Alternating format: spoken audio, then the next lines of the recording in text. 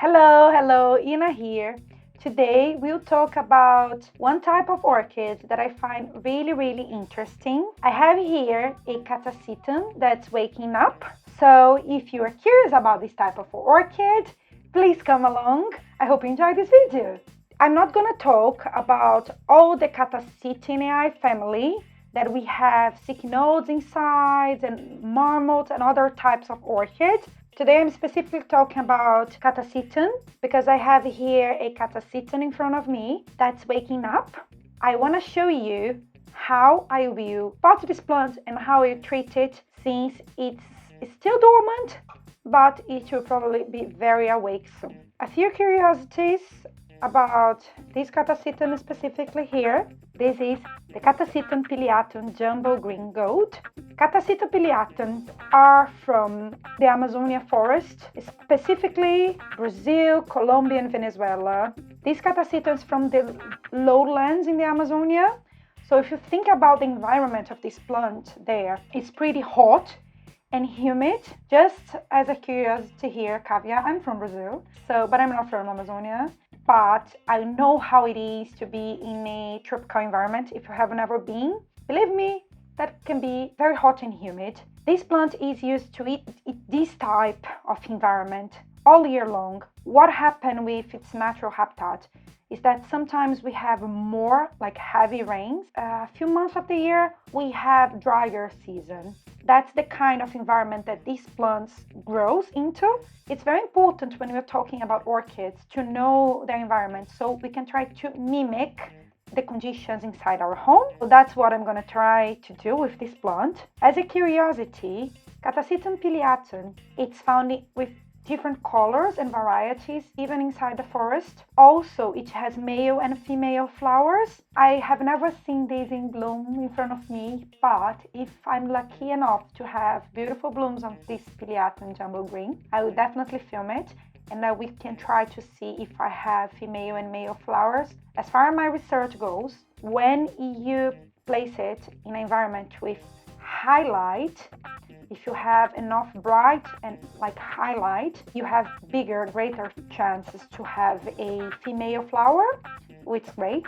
So I'll definitely offer it some highlight. But more importantly, I will keep it potted in a nice environment, and it's supposed to be a fragrant orchid as well. I'm very curious. I have never seen a Catasetum flower before. I have a cycnode wine delight that's a hybrid. Here, I have seen its flowers last year. I didn't like the perfume.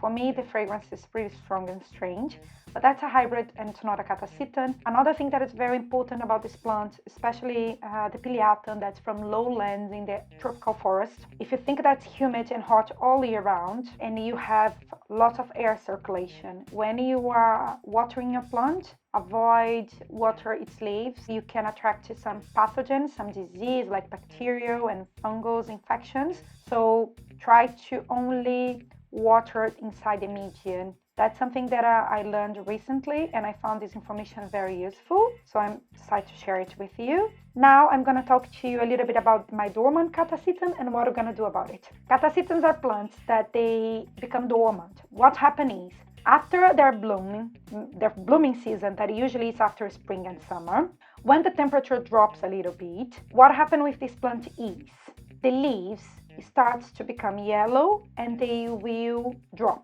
So the leaves has chlorophyll, and what happens is, without its leaves, the plant won't photosynthesize anymore. When the plant stops photosynthesize, it means that the metabolism will slow down and the plant will become dormant.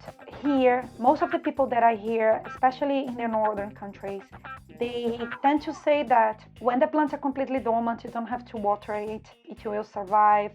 But I also read other articles that some people say that you should water it if the plants start to become completely wrinkled, which means that it needs some water. I received this plant from the garden center, from a nursery actually here in the UK. The first thing that I did was to cut all of the roots because I knew they were not alive anymore, and I need to repot it, and I didn't want it to suffer even more, or I didn't want to have, in this case specifically, I didn't want to have any pathogens inside my pot, any insects, snails. So what I decided to do was cut all the roots, which is safe for Catasetum, by the way. It's a way as well to help them to adapt better to the environment. It was already dormant. I placed it on my shelving like that, exactly like that, but it was a bare cane, and it took a while for this bulb to wake up. But also we have to think that species they have different time and different metabolism, so they wake up not at the all of them at the same time, because they are different in their own natural environment. And this is a species. We are in the UK now. It's June, almost, it's summertime, and it decided to wake up, which is fine. I have here a tiny new growth. It doesn't have any root yet, so I will pot it and I will take you along for you to see what I do with my Catasetum and other type of orchids that become dormant as well, and what I would advise you to do. Just to let you know, I will use moss, so I pot it in full moss and a little bit of bark to place on top, and some slow release fertilizer. They are epiphyte. You need to use something that will encourage air circulation around the root, thinking about that they are tropical plants and also epiphyte. That's very important. So let's start doing that. It's gonna be pretty easy since I don't have any root left. So I just have to fill my pot and place my Catasetum on top of it. Let's start. I have here moss. So that's some New Zealand sphagnum moss. I have some bark. I have a pot. This one is, I think it's 2-inch pot, if that makes any sense, I don't know. But I have a pot here. I could have used the smaller one, but I don't have it at the moment. And I have also some slow release fertilizer. I will pot this one in full moss because as soon as it starts to grow roots, it will need lots of humidity. Catasetum, again, they come from tropical forest, lowlands. Think about the Amazonia. It rains a lot, so they are used to lots of humidity around the roots when they are growing vegetatively. We need to provide that. And that's why I'm using moss here. And the moss has to be fluffy. Moss can be very difficult for the root system if you compact your moss.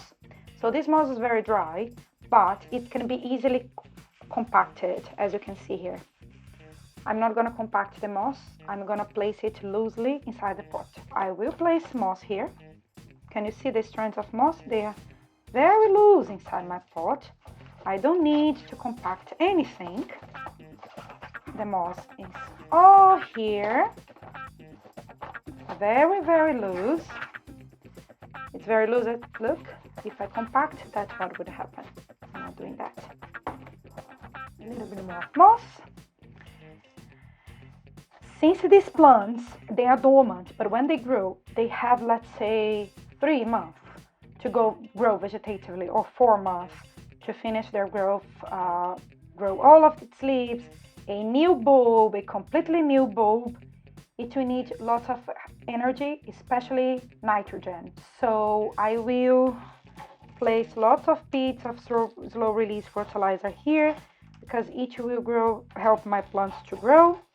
Something to keep in mind when your Catasetum is growing is that it needs fertilizer, because again, it will need to produce new roots, new leaves, a completely mature and completely new bulb, and potentially bloom in maybe half a year. But when we're talking about this type of plants, they need their substance when they are actively growing. What I'm gonna do now is basically place my Catasetum here. I will use a bamboo skewer just to stabilize my plant, because if I let it here, it will fall. Have it here, something very cheap you can find everywhere.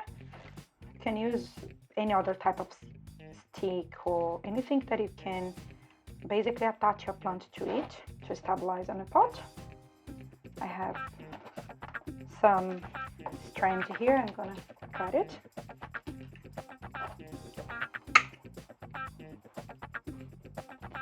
Okie dokie. Okay, so my plant is stable. And what I'm gonna do now, I will place some bark on the top of the moss just to avoid high formation of algae. And I do believe the bark on top looks really nice.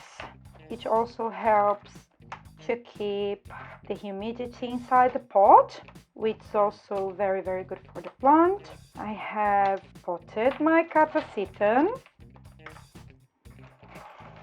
It has plenty of space for the new growth to grow. It will probably, the root system will fill this pot pretty quickly. I'm using a dark pot, but you can also use a transparent pot. It won't interfere in the growth of the root system. Clean the table, and I'll come here to conclude the video. 1 second. I potted my Catasetum. It's here on this pot. The new growth has plenty of space to grow inside this pot. I have to tell you that when you pot a Catasetum with a new growth sprouting like this, you shouldn't water your pot. The plant has no root yet. And even when the plants start to sprout, you have to let them grow a little bit before you start offering water, because the new roots, they can't absorb water. So if you offer water to them when they are very tiny, you can rot the new roots. So I would advise you to wait for these roots to grow at least, let's say, 10 centimeters to 15 to start offering it some water. When the roots are long enough to be watered, you should start offering it a little bit of water and checking the medium to see when it's approaching dryness. Water this pot again when you can see that it's dry. That's also very important, because the roots, they are adapting to the new environment and they are growing. When you see that you have a completely new root system, when there are many roots coming and sprouting and growing, you have to fertilize it more than what I offer to most of my orchids, because these orchids, they were dormant and now they are producing many new structure in a short period of time. So it's very important that you don't forget to fertilize these plants when they are growing. I have a stick node that was dormant, woke up, and now is growing vegetatively. I will show you my plant as well, so you can have an idea how nice it looks. It's quite interesting to see a bare bulb, and then when you look at it, it's full of new leaves and it's growing nicely. I find these plants really, really interesting. Well, I can't wait to grow my Catasetum collection. One thing that keeps me for buying more is because when they are active, when they finally grow their new bulbs, they are full of leaves and everything, they become pretty tall and big plants. And again, I don't have much space. That's the only thing that holds me for buying more Catasetums, but I love them and their flowers are super unique. They are beautiful, and apparently some of them are gorgeously fragrant as well. So that's what I want to tell you today. If I'm lucky enough to have some blooms in a few months, I will definitely update this video and I'll show you how my Catasetum is looking. More than that, I hope you have enjoyed this video. If you did, please hit the like button, subscribe to my channel. It helps me a lot. And let's exchange some information. I'm always here. I will be super happy to respond to your comments down below. And see you next time. Bye bye.